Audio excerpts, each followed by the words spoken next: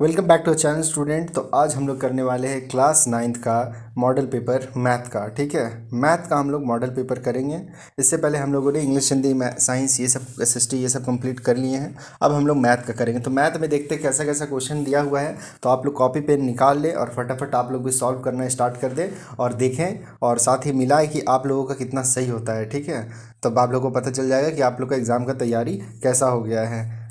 और क्योंकि एग्ज़ाम भी अब बहुत जल्द आने वाला है, कुछ ही दिन में एग्ज़ाम आने वाला है, तो आप लोग एग्ज़ाम का तैयारी बढ़िया से कीजिए। और हम लोग का जो यूट्यूब फैमिली है वो तकरीबन 550 के करीब पहुंचने वाला है।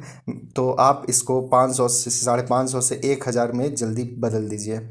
मतलब ज़्यादा से ज़्यादा चैनल को सब्सक्राइब कीजिए, जैसे भी कीजिए सब्सक्राइब कीजिए, और 1000 इसको इसी महीना में पूरा कर दीजिए। ठीक है, तो चलिए हम लोग स्टार्ट करते हैं। क्या क्या क्वेश्चन है। क्वेश्चन क्या है सबसे पहले कि निम्नलिखित में से कौन परिमेय संख्या है। तो कौन परिमेय संख्या है, तो यहाँ पे परिमेय संख्या पूछा। तो देखिए ये √23 परिमेय संख्या नहीं होगा क्योंकि ये रूट में है। ये पाई भी परिमेय संख्या नहीं है, और ये अशांत है, रिपीट कर रहा है संख्या, तो ये भी परिमेय संख्या नहीं है। लेकिन ये √225 जो है ना, √225 अगर आप इसको हल कीजिएगा तो कितना आएगा। तो इसको हल करने पर आपका आ जाएगा, जैसे आप इसका वर्गमूल भी निकाल सकते हैं। तो चलिए हम लोग इसका वर्गमूल निकालते हैं और आप लोग को दिखा देते हैं कि कैसे ये क्वेश्चन हल होता है। तो जैसे 225 का अगर हम वर्गमूल निकालते तो इधर से जोड़ा लगाते तो एक एक इधर आ जाएगा। हालांकि इसका आने वाला है 15, है ना। √225 का आंसर 15 आता है। अब कैसे देख लेते, चलिए एक एक हल किए तो एक बचा और इधर 25 बचा, तो एक एक इधर जुट गया तो 2 हो गया। अब 2 के आगे क्या संख्या लगाएंगे, तो 5 लगाएंगे। तो 25 को 5 से गुना करेंगे तो 125 आ जाएगा। तो इस तरह से आपका जो ये 15 आंसर आ गया। ठीक है, तो ये एक अपरिमेय संख्या है, मतलब परिमेय संख्या है। उसके बाद निम्न में से कौन सी संख्या 3 और 4 के बीच स्थित है। तो 3 और 4 के बीच कौन सी संख्या स्थित है, इसको आपको जानना है। तो बहुत ही सिंपल, ऑप्शन के अकॉर्डिंग चलिए, आपका ऑप्शन 1 के अकॉर्डिंग बन जाएगा। जैसे 3 और 4 के बीच में देखना है, तो जैसे 7/2 है तो 7 को 2 से भागा कीजिए। तो भागा कीजिएगा तो कितना आएगा, 3.5 आएगा, 3.5 आएगा, 7 का आधा। तो देखिए 3 और 4 के बीच में बोला है, तो 3 के बाद क्या होता है, 3.1, 3.2, 3.3, इसी तरह से करते करते तो 3.45 जो आया, यानी 7/2 ये आपका 3 और 4 के बीच स्थित है। उसके बाद थर्ड नंबर क्वेश्चन बोला है कि √-5 √5 माइनस √2 और फिर √5 प्लस √2। तो ये मैंने एक बार ये फार्मूला बताया है आपको कि a प्लस बी और a माइनस बी का फार्मूला क्या हो जाता है, a² माइनस b²। तो देखिए आप 5 का √5 का स्क्वायर कीजिए माइनस √3 का स्क्वायर कीजिए, तो इसको हल कीजिएगा तो 5 - 3 आ जाएगा, यानी कि 2। तो आप देखिए इसमें से 2 ऑप्शन कहाँ पे है। नहीं नहीं, कहाँ मिस्टेक हो गया, क्वेश्चन में ही मैं मिस्टेक हो गया ना। √5 माइनस √2 है ना, तो इसका इसका स्क्वायर करेंगे तो 5 - 2 होगा, यानी 3, है ना। तो डी नंबर ऑप्शन 3 है, तो ये हो जाएगा। उसके बाद 32 2/5 का बराबर है। ठीक है, जैसे 32 पे पावर 2/5 इसको हल करना है, तो इसके लिए सिंपल सा चीज़ क्या है कि 32 का आप गुणनखंड कर दीजिए। 32 का गुणनखंड कीजिए तो क्या आएगा, 16 दूनी 32, 2 8 16, 2 चौके 8 और 2 दूनी 4। यानी हम लिख सकते हैं 32 को कैसे, 2 पे पावर 5 गुना 2 पे पावर 5, इस तरह से। ठीक है, तो ये 5 5 कट गया तो बचिया क्या, 2 पे पावर 2 हल कीजिए तो 2 दूनी 4, तो इसका आंसर 4 हो जाएगा। तो 4 है, यहाँ देखिए बी नंबर ऑप्शन। उसके बाद 5वां नंबर पूछा है कि इनमें से कौन एक बहुपद नहीं है। तो देखिए ये जो है बहुपद का क्या होता है format, ax² plus bx plus c, है ना। तो इस फॉर्मेट में जो है वही होगा बहुपद, जो नहीं है वो बहुपद नहीं है। तो ये देखिए बटा में करके दिया हुआ है, तो ये बहुपद नहीं है। उसके बाद बहुपद x-2 का शून्यक कौन होगा। तो देखिए x-2 का शून्यक बोला है, तो आप सिंपल कुछ मत कीजिएगा, जैसे दिखा हुआ जैसे x-2 का शून्यक क्या होगा, तो x-2 बराबर 0 कर दीजिए। तो x बराबर ये -2 जब बराबर की इधर जाएगा तो क्या हो जाएगा, +2 हो जाएगा, यानी कि 2 आपका आंसर है। तो यहाँ देखिए सी नंबर ऑप्शन सही हो जाएगा। अगर प्लस रहता तो इधर आकर के माइनस हो जाता। सिंपल है, शून्य के क्वेश्चन में ज़्यादा आपको चिंता नहीं करना है। उसका 7 में देखिए कि बोला है बहुपद का घात है। तो देखिए जिसका पावर सबसे बड़ा वही होता है आंसर। तो पावर कितना बड़ा है, 4 है ना, सबसे हाईएस्ट पावर 4 है, तो आंसर 4 हो जाएगा। उसके बाद क्या बोला है कि यदि बहुपद जो है ये को x+1 से विभाजित किया जाए तो शेषफल का मान होगा। तो विभाजित किया जाए तो हम लोग को इतना भागा करना नहीं है, सिर्फ शॉर्टकट में आराम से बन जाएगा। अब कैसे बनेगा सो देखिए x, अब जैसे कि इस तरह का कोई क्वेश्चन आपको भागा वाला मिले ना तो परेशान मत होइएगा। सबसे पहले क्या कीजिएगा, जैसे x+1 से भागा करना है ना तो बराबर 0 कर दीजिए। तो x बराबर क्या हो जाएगा, +1 इधर जाएगा तो -1 आ जाएगा। तो हम लोगों ने x का मान निकाल लिया। अब बस जो ये समीकरण दिया हुआ इस पर x का मान पुट कीजिए। तो x पे पावर 3 दिया हुआ है, जैसे क्वेश्चन है हम लोग का x पे पावर 3 + x² + x+1 है ना। तो बस पुट कर दीजिए -1। तो x पे पावर 3 है तो -1 का क्यूब हो जाएगा प्लस -1 का स्क्वायर हो जाएगा प्लस -1 हो जाएगा प्लस 1 हो जाएगा, है ना। अब चलिए सॉल्व करते हैं। तो 1 पे पावर 3 है -1 पे तो आएगा आपका -1 ही, तो -1 और ये हो जाएगा +1, फिर प्लस, हाँ प्लस माइनस माइनस ही रहेगा। तो इसीलिए ये आपका हो जाएगा -1 और +1। तो देखिए -1 +1 ये कट गया, -1 +1 ये कट गया, तो आएगा क्या 0 आएगा। तो 0 देखिए है ऑप्शन, तो है एकदम ऑप्शन है 8वां नंबर का ए, इसका ऑप्शन 0 है, यही हो जाएगा। वीडियो अच्छा लग रहा है तो प्लीज़ वीडियो को लाइक ज़रूर करें, और चैनल पर न्यू है तो प्लीज़ सब्सक्राइब कर देंगे चैनल को, ठीक है। और वीडियो को अपने दोस्तों के पास भी शेयर कर दीजिए। अब आते आगे क्वेश्चन में कि एक्स अक्ष पर स्थित किसी बिंदु का निर्देशांक निम्न में से किस रूप का होता है। तो अब एक्स अक्ष पे बोला है किसी बिंदु का, तो एक्स अक्ष पे देखिए एक्स अक्ष पे कोई संख्या होगा तो वाई अक्ष पे 0 हो जाएगा, इसीलिए सी नंबर ऑप्शन सही है। अगर बोले वाई अक्ष पे निर्देशांक तो वाई अक्ष पे आप ऐसे बना सकते हैं 0, ठीक है। अगर वाई अक्ष पे पूछेगा तो एक्स पे पूछा है तो एक्स रहेगा और वाई पे 0 हो जाएगा। फिर बोला मूल बिंदु का निर्देशांक, तो सबसे आसान क्वेश्चन, मूल बिंदु का निर्देशांक क्या होता है 0 0 होता है, तो सी नंबर हो जाएगा। फिर 7वां पूछा है कि मतलब 0, -7 कार्तीय तल में कहाँ स्थित है। तो होता क्या है देखिए, ऐसे इधर लिखते हैं x, इधर लिखते हैं x', इधर रहता है y, इधर रहता है y'। तो बोला है x में 0 है, y में -7 है, यानी यहाँ लमसम रखते हैं हम, तो -7। तो ये कहाँ पे स्थित है, तो ये वाई एच पे स्थित है ना, ये वाई एच पे तो बना हुआ है वाई एच, यानी 11 नंबर का डी नंबर ऑप्शन आपका सही हो जाएगा। आगे आइए 12 नंबर में। 12 नंबर में क्या बोला है कि यदि x बराबर 1 और y बराबर 2 है तो रैखिक समीकरण 3x + 2y का हल होगा। देखिए बहुत सिंपल क्वेश्चन है, इस समय तो घबराना ही नहीं है। x का मान 1 बोला यानी 3 × 1 प्लस y का मान 2 बोला है तो 2 × y, हल कर दीजिए। y का मान 2 बोला है तो 2 × 2 हल कीजिए, 3 × 3 + 4 बराबर क्या आ जाएगा 7, यानी 7 ए नंबर ऑप्शन दिया हुआ है, तो यही आंसर हो जाएगा आपका, ठीक है। अब आ जाइए 13 नंबर की एक्स अक्ष का समीकरण है। तो एक्स अक्ष का समीकरण क्या होगा, एक्स अक्ष का समीकरण क्या होगा जिसपे वाई अक्ष पे 0 हो जाए, वही एक्स अक्ष का समीकरण होगा। तो ये आपका बी नंबर ऑप्शन एकदम सही है। उसके बाद 14 नंबर में देखिए रैखिक समीकरण 2x + y = 5 का हल है। तो देखिए इसमें क्या करना होगा कि आपको वैल्यू बैठा बैठा देखना होगा। जैसे 2x + 5 = 0, तो ऑप्शन के अकॉर्डिंग चलिए, मान के चलिए हम पहला ऑप्शन चूज किए, तो 2x, तो x का मान 2 हो गया प्लस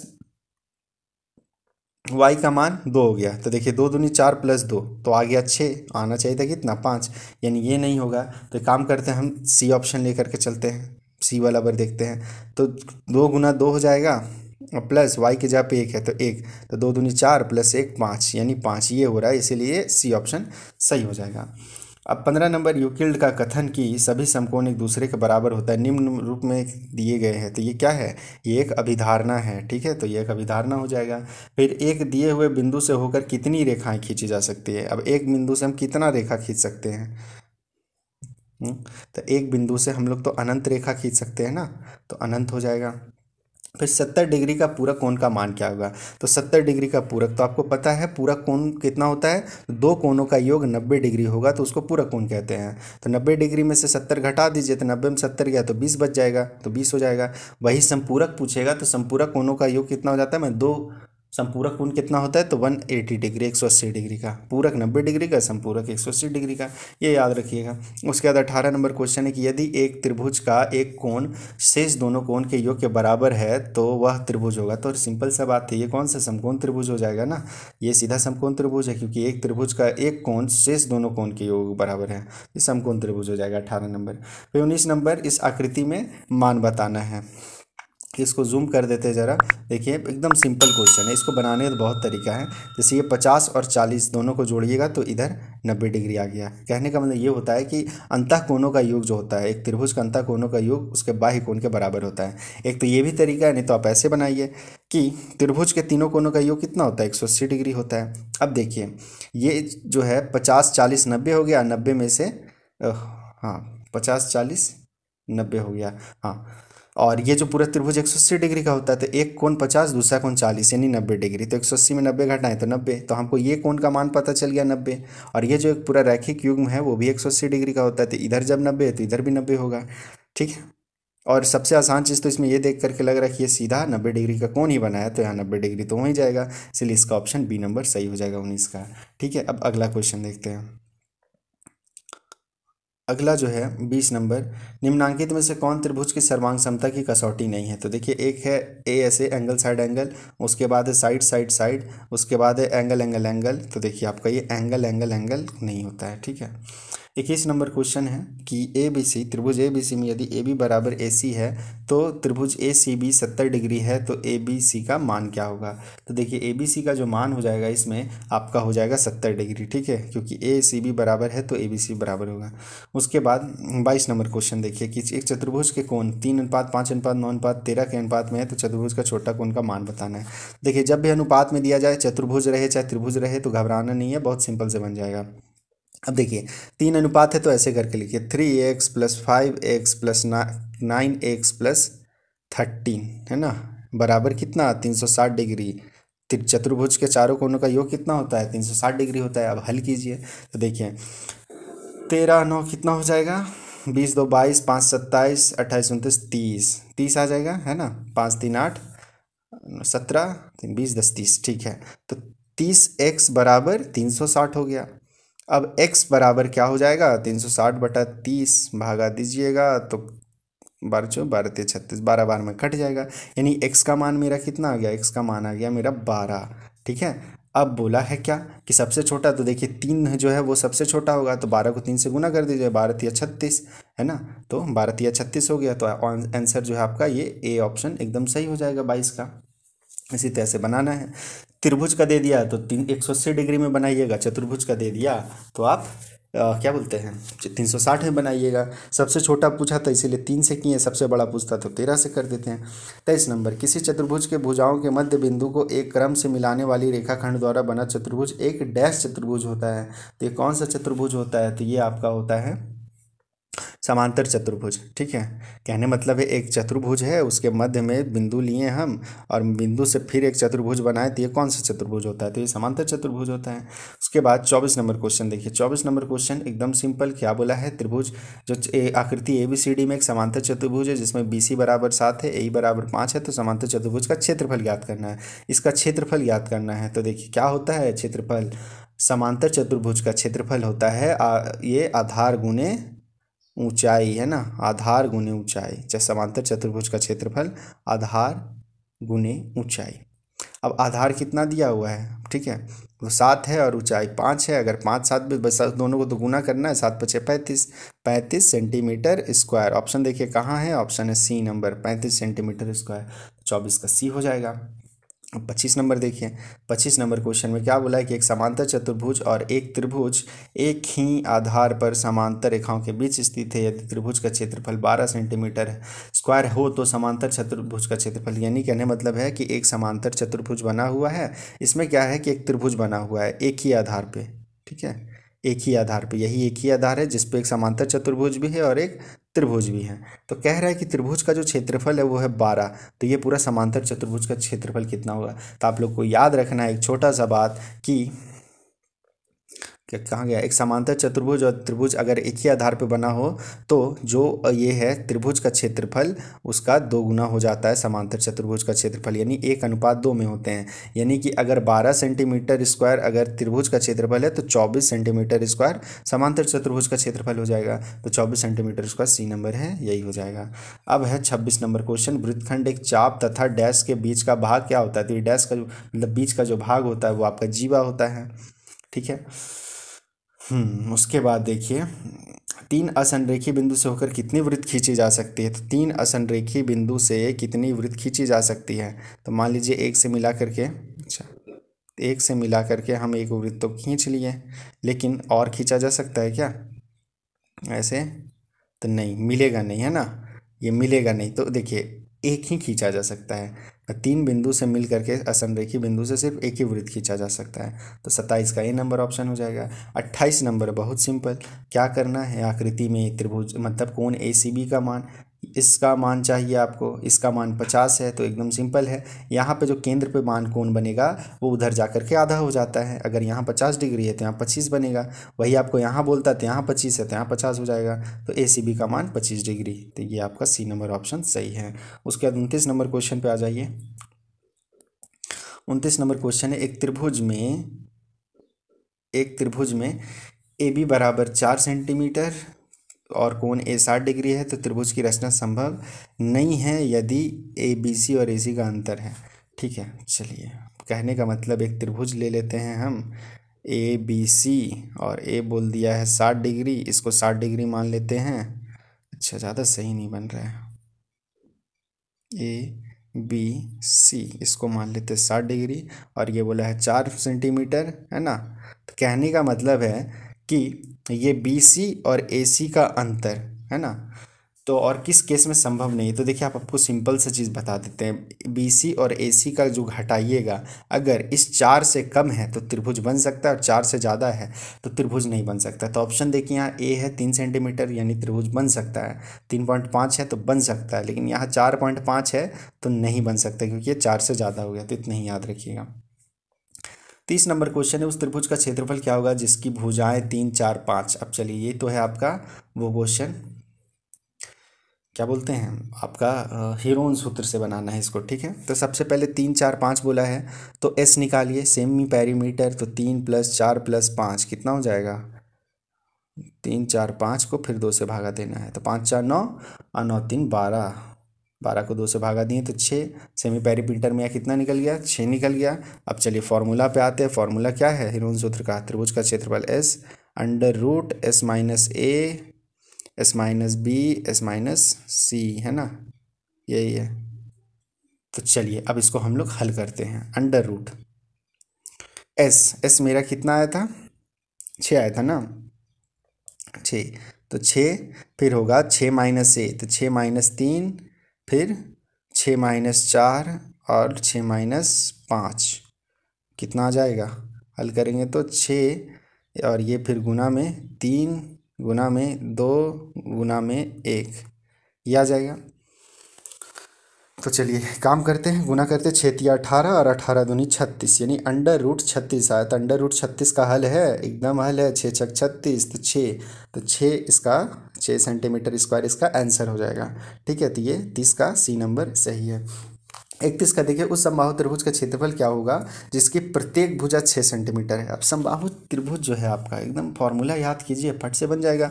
समबाहु त्रिभुज का क्षेत्रफल कितना होता है? √3 भुजा स्क्वायर, है ना, √3a²। तो अब देखिए, √3 है और a कितना है, भुजा कितना है, तो 6 सेंटीमीटर बोला है, तो 6 × 6 कर दीजिए, तो 6 × 6 = 36 हो जाएगा, यानी 36 √3 सेंटीमीटर स्क्वायर इस त्रिभुज का क्षेत्रफल निकलेगा। तो देखिए ऑप्शन दिया हुआ है डी नंबर कि 36 √3 सेंटीमीटर स्क्वायर। ठीक है, उसके बाद 32 नंबर, R त्रिज्या वाले गोले का आयतन। तो गोले का आयतन का फॉर्मूला क्या होता है? 4/3 πr², खत्म हो गया। उसके बाद 33 नंबर, R त्रिज्या तथा H ऊंचाई वाले बेलन का कुल पृष्ठ क्षेत्रफल निकालना है। तो देखिए, बेलन का कुल पृष्ठ क्षेत्रफल क्या हो जाता है? 2πr और r + h, है ना, या h + r, 2πr और h + r, यही होता है।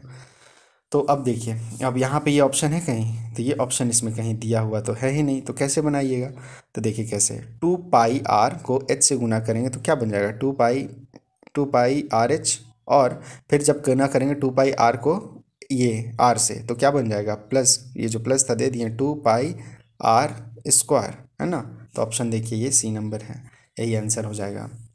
34 नंबर, घन का आयतन दिया हुआ है तो घन का कुल पृष्ठ क्षेत्रफल निकालिए। ये भी बहुत सिंपल क्वेश्चन है। अब घन का आयतन दिया हुआ है तो घन का आयतन का फॉर्मूला क्या होता है, तो ए क्यू है ना, मतलब भुजा पे पावर 3।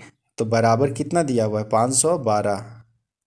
तो चलिए इसका ये पावर 3 हट गया तो इधर हो जाएगा 512 घन, है ना। ऐसे इसको हल कीजिए तो 512 का जब आप तोड़िएगा तो आएगा √8 × 8 × 8। तो घन निकालना है तो 3 मतलब जोड़ा लगाएंगे तो आंसर इसका 8 आ जाएगा।